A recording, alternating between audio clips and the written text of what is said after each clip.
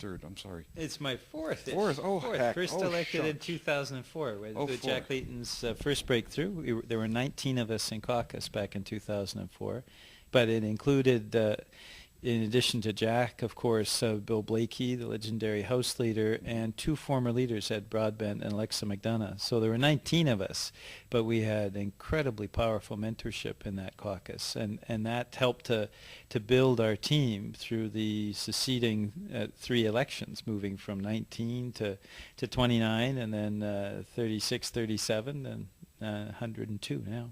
Amazing continuity there then, isn't there? People look at the Orange Crush as being something that happened overnight, but I think you'd probably take issue with that. Oh, absolutely. This was something that took years to develop. Jack was very strong in continuing to push the idea that out across the country we had to be active and we had to mobilize the grassroots and a lot of marginalized groups. I mean, the reality is part of the reason why we achieved the breakthrough on May 2nd is because people who have been traditionally marginalized by the political process are now coming back into the system. I'm talking about young Canadians, I'm talking about new Canadians, Aboriginal people who have been marginalized, people with disabilities as well. They've been marginalized and they're starting to come back into the system, and that work has to continue. Tell us about where you came from and how that led you to party politics and ultimately to electoral politics and running. Well, I joined the NDP when I was 14 years of age. So I've been an NDP member now for 35 years. I made that decision because I lived in a household where my parents really encouraged political discussion. Where was that? In New Westminster, yeah, in my riding now, Burnaby-New Westminster, and because we had very exciting and interesting political discussions, about the age of 12, I decided that I wanted to become active in politics. My parents were liberals, but I went around to the various political parties, and it was actually at the PNE, Pacific National Exhibition. I met with an NDP lady, Celeste Redmond, who is still active today in the party, and she gave me a book and talked about the NDP, and I took it home and read it. It was about social activism, and within a few days took my membership card. So I've been an NDP member at all levels of the party and in all regions of the country since a very young age. Mm-hmm. Tell me about the kind of work you've done prior to getting elected. Well, in my 20s, I dropped out of school. I was on the shop floor, worked as a manual laborer, worked as a factory worker for a number of years. So I have a pretty keen interest in how the folks who are really the backbone of our country, the middle class, the workers on the shop floor, the people who clean our hospitals, how they're treated by government. I mean, when you work day by day next to very hardworking Canadians who just aren't being given often the hand up that they need from government, you become keenly aware of what needs to change in our political system. Later on, I went back to school in Quebec and graduated with a degree in international relations and became active in the NDP as director of policy here in Ottawa at a time when we were at our lowest ebb nationally. Also worked as assistant and an acting federal secretary for the party, ran the finances for the party, then became executive director for the Council of Canadians, which is Canada's largest national citizens group, over 100,000 members. And then I eventually moved back to British Columbia and got very active in the disability movement, led the Western Institute for the Deaf and Hard of Hearing, and we started working with other disability groups, the British Columbia Disability Employment Network. So what that was designed to do was bring marginalized people with disabilities back into the system, provide them with the supports that they need so they can actually get employment and make the contribution that they want to make to Canadian society. So that's my background, I guess, prior to being elected. I was fortunate leading WID to receive 2 consecutive Business Excellence Awards, the Canadian Consumer Choice for Excellence in Business Awards in 2003 and 2004. So I've worked with the business community as well as the labor movement and social movements. I don't think many people would know that, actually. And were you asked to run? Was 2004 your first election campaign? I'm an accidental member of Parliament. In 2004, in my riding, which was newly created, the previous results had given us barely 15% of the vote. So what happened and what propelled me to run was the closure of a local hospital, St. Mary's Hospital. We formed a coalition, the community fought back, there were hundreds of people that were mobilized, and as we fought to save that hospital, many people suggested, well, you should run in the federal election campaign because we need to highlight the closure of this hospital and how important it is to the community. So I ran, not with the intention of winning. I just took a few weeks vacation from my full-time job. I ran with the idea of highlighting a very important issue, and many people came on board, folks who were active in trying to save that hospital. And on election night, we got to the campaign headquarters, and the media had already announced that the Liberals had won in my riding. The Liberal candidate had given her victory speech, and the media had all gone back to Vancouver. And I talked to my campaign manager and said, have all the results come in yet? She said, no, there's some results in New Westminster, in some neighborhoods in New Westminster that haven't come in yet. And these were neighborhoods that I knew we'd be strong on. And so it was interesting to see how the rest of the evening went, Ish. We lost by 2,000 votes, but later on in the evening we were behind by 1,500, and then 1,000, and then 500 votes, and then 200 votes. And then we were down by 1 vote. And my sister, who had gone canvassing the previous day, had skipped the house because there was a mean dog in the yard. And she said, if you lose this election, because I didn't go to that house, I'll never forgive myself. The final polls came in, and we were the last riding to announce that night in the 2004 federal election, and we won Burnaby-New Westminster by 300 votes. A riding where the NDP had not taken more than 15% previously?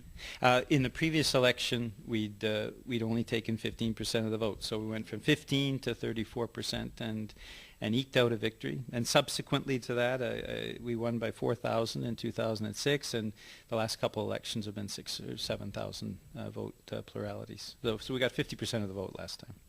It's a great political story. So here we are. It's September. It's 2011. Harper has majority government. He's acting like he has a total blank check. He can do anything. His ministers can do anything. They don't have to listen to debate. They don't have to listen to public opinion on anything. What the heck does the NDP do? What do you do as a parliamentarian? How do you deal with this? People are asking me this. What do you do? What do we all do for the next 4 years? Well, we fight like hell in Parliament, first off, for ordinary working families, for the principles we believe in. What Mr. Harper is doing is 2 things. First, profoundly trying to divide one Canadian from another. He's pushing Francophones against Anglophones, the West against Quebec, new Canadians against old Canadians. He's pitting parts of our population against other parts. And I think Canadians want to see fundamentally unity in this country. And I don't think that agenda which Mr. Harper's put forward of division is something that's going to hold for very long. And the other thing that's being created, Ish, of course, is we're seeing increasingly a country with 2 profound divisions. One where people are doing very well, a small minority of Canadians are doing better than ever before. But the majority of Canadians, the middle class, poor Canadians, marginalized groups, like we mentioned earlier, those groups are losing more and more ground.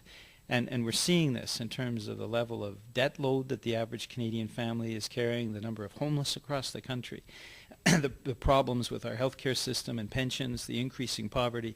All of those are elements of this agenda of trickle-down economics, which basically says if you give a lot to the wealthiest of citizens, somehow all of the Canadian economy and all Canadians will benefit. That is clearly not the case, and that is something we're going to have to speak out on consistently and loudly.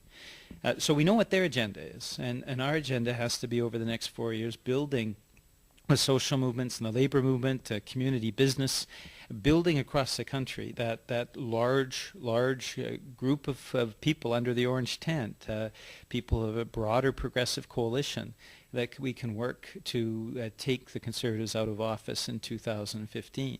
That'll take a lot of work on the ground, but Jack started a tremendous amount of work in that regard, and he really set the direction that what we have to do as a movement is reach out to people right across the country and build that winning force of progressive Canadians to take power. You get into Harper's base too, don't you? Yes, we do. But a lot of the people, I come from the West, and I've had conservatives support me because I have a background of good financial management, and there are other issues often that even people who may have voted conservative before can look to the NDP for. There are a lot of people who vote for other parties that believe in those fundamental Canadian values of fairness and solidarity. And the more we speak out and the more eloquently and forcefully we speak out and the more we organize across the country, the more I think we will bring other people, progressive Liberals, progressive Greens, and people who haven't been voting at all back into the system and voting for us.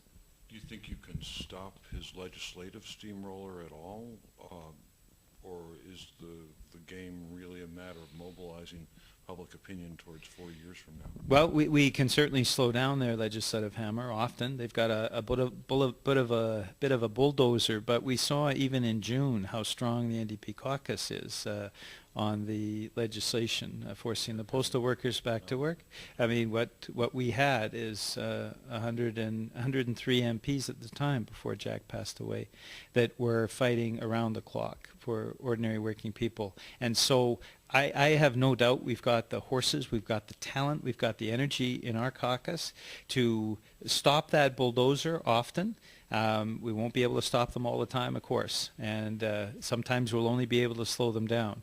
But if we're working together and we're working very strongly, we've got an energetic, talented caucus, and I know we'll be able to do as much as is possible in the current parliamentary situation. But we've got to look and we've got to build to 2015, and we can't be consistently pushed off into short-term objectives. We have to be looking over the long term, over the next 4 years, building that group of progressive Canadians across the country that we will need to win power and be able to reestablish a government that is working for fairness for Canadians and really thinking about the common good.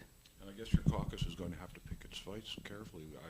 The legislation coming down includes the omnibus crime bill, the immigration, C4, the immigration and refugee law, the so-called snooping law that will permit police to snoop on people's emails and other internet communications. How do you fight all those different battles? Do you decide to filibuster all of them? Well, you fight in various ways. You're looking to public opinion, making sure that the public is aware of what's actually in the bills. Because what the Conservatives talk about is often quite different from the reality. On the refugee bill, this is part of Mr. Harper's intention to pit one Canadian against the other and trying to pit Canadians who've been here longer from new Canadians who arrive on our shores. And as they've been closing the door to refugees, they bring up this narrative that somehow refugees are some kind of threat to Canadians. But when you look at the bill that they presented that purports to shut down human smuggling, you actually see that in the details what they're doing is locking up women and children and men for the crime of not being able to get to our shores any other way because they've closed the refugee queue. So the occasional refugee arriving on our shores gets penalized and imprisoned. And I have no doubt that Canadians across the country, when they know of the content of a bill like that, would reject it. So our job is to publicize it, make sure people are aware of our objections and our concerns. Sometimes when the Harper agenda comes forward in committee, to raise it at the committee level, to propose those amendments and those changes when we can, and to fight vigorously when the bills are of such a negative nature that we simply can't support any part of them. To be constantly vigilant and to be constantly communicating to the public what our concerns are with the Harper agenda. And it'll take a lot of energy, but we've got the talent and the ability to do that in our caucus. Yeah, it's an impressive caucus. Yeah. Let's talk about the party and then a bit about the leadership. You've mentioned Jack Layton several times in the last few minutes. Where do you think Jack would want the party to be going now? What kind of avenues do you want it going on? I think he'd want us to continue the building across the country and the reaching out to social movements, the labor movement, community businesses, to reaching out right across the country. We're still profoundly impacted by his life and by his death. And I can tell you when we caucus members get together, there's continues to be a profound feeling of sadness that is sometimes expressed and sometimes inexpressible. We are continuing to live a very profound mourning period. I'm sure it must be very difficult. I'd like to talk about the leadership, but I don't want to be too cute about it. I know you're considering the leadership. I'd also like to ask you. So I'd like to ask you about your interest in your personal interest in what you're weighing as you consider getting into the leadership race. But and on another level, what the party actually needs in a leader. So let's talk about yourself first and your thoughts about it, and then maybe the broader picture. Well, people have approached me, and I've left the door open, and I'm certainly listening to folks. I've been told, well, you need a burning ambition. You have to want to be prime minister. I don't feel that way. I feel that what you need to feel very profoundly is a desire to change what is happening in this country right now. And if you have that profound desire, then you have to ask what your role is in that. I've had people approach me, and members of caucus, some of whom have become public in the last couple of weeks. I've had 5 MPs who've gone public urging me to run. They've pushed me because they believe that I have some of the qualities that we need. Because I lived in Quebec for 14 years and understand Quebec as well as I understand the West, where I'm born and bred, and I've also lived and worked in Atlantic Canada and Ontario because of my deep roots in the party. For 35 years now I've been a New Democrat, and because of my parliamentary experience, being elected 4 times and moving our riding from 15% support to 50% support, I think is something that people find interesting. So but you can for you to take the plunge then? Well, no, because I don't think it's up to me. I don't think this is something that you decide upon, an individual decides upon. I think it's a movement decision, and that's why I'm making calls and listening to people as they approach me on this, because for me it's something you're called upon to do. And I'm talking with people to see whether they feel that I should be doing this. I'm not trying to be clever or cute. I honestly believe if there's a significant portion of our movement that believes that I should be running, then I will go in the race. If that portion of the movement that feels I should be running isn't significant, then I shouldn't be in the race. And I've been making lots of calls. I've had a lot of encouragement. I've also had people say, no, I don't think you should run. So that's what I will be continuing to do over the next few days, and I'll be making a decision fairly soon. Do you find the prospect of running against Brian Topp daunting? No. I mean, Brian and I are long-time friends. We go back 20, 25 years. And Brian has strengths and he has weaknesses, and I have strengths and I have weaknesses. And if I'm running, those strengths and weaknesses will be evaluated by 100,000 party members across the country. I mean, the wonderful thing about a leadership contest within our movement is that people make their individual decisions. So it's not me running against any other candidate or any other candidate running against me. It's the movement deciding what they feel the priorities should be and basing their individual decisions on a whole variety of factors. So there's no candidate that would intimidate me, and I certainly don't think I would intimidate any candidate. I do hope we have a number of our terrific women caucus members running, and I think that for us we should be expecting at least half the candidates should be women in this race.